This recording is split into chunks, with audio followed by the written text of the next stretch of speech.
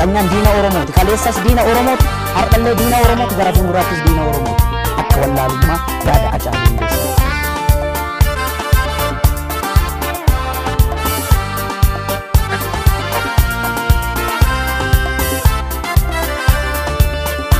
Oromoo miidhuudhaaf kate martifaatee ilmaan abbaa takkoo duuda garaa gootee osoo deemtuu hiikatti martoon deemaa hidhatee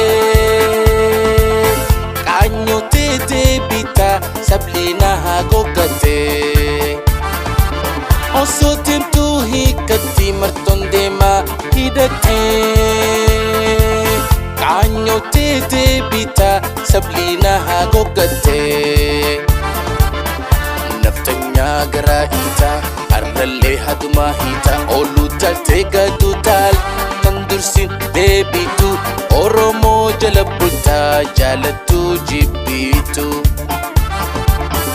naftanyaa garaa hiitaa har'allee hadumaa hiitaa ooluu taaltee gaduu taaltu kan dursin deebitu qeyroo jala bultaa jaalattuu jibbitu.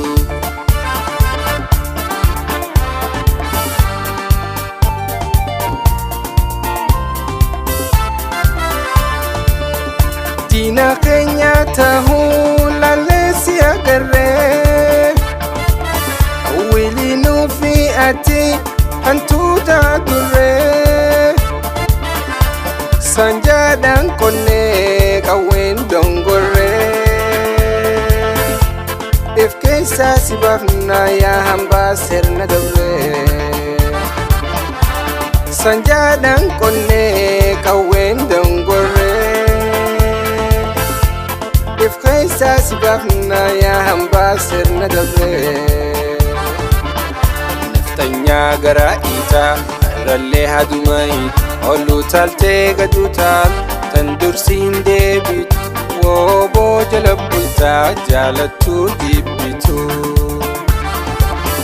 naftanyaa garaa hiitaa har'allee hadumaa hiitaa ooluu taatee gaduu taaltu tan dursiin deebitu abaa'oo jala bultaa jaalattuu jibbitu.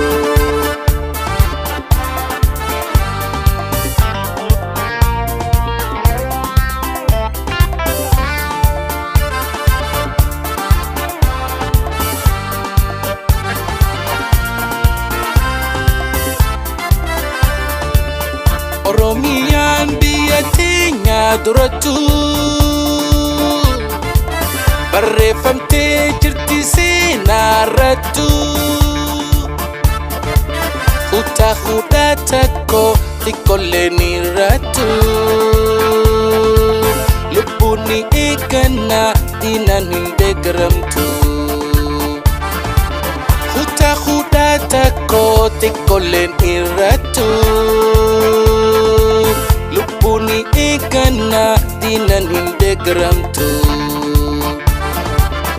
naftanyaa garaa hiitaa har'allee hadumaa hiitaa ooluu taaltee gaduu taaltu tan dursi deebitu Oromoo jala bultaa jaalattuu jibbitu naftanyaa garaa hiitaa har'allee hadumaa hiitaa ooluu taaltee gaduu taaltu tan dursi deebitu qeyroo jala bultaa jaalattuu jibbitu.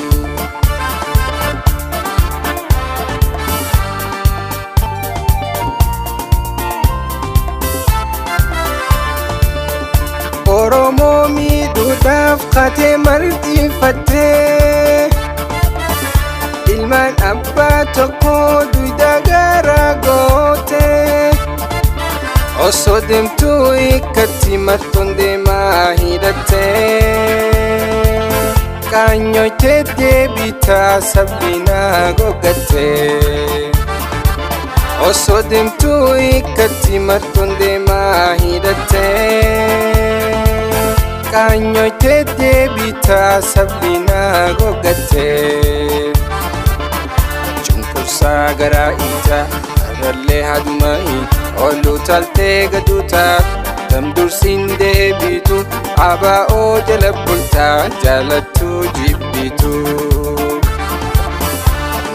Oromiyaa garaa hiitaa har'allee haduma hiita ooluu taaltee gaduu taal kan dursiin deebitu Oromoo jala bultaa jaalattuu jibbitu. Xanyaan diina Oromooti, kaleessas diina Oromooti, har'allee diina Oromooti, gara fuulduraattis diina Oromooti. Akka wallaalummaa yaada Hacaaluu Hundeessaatti.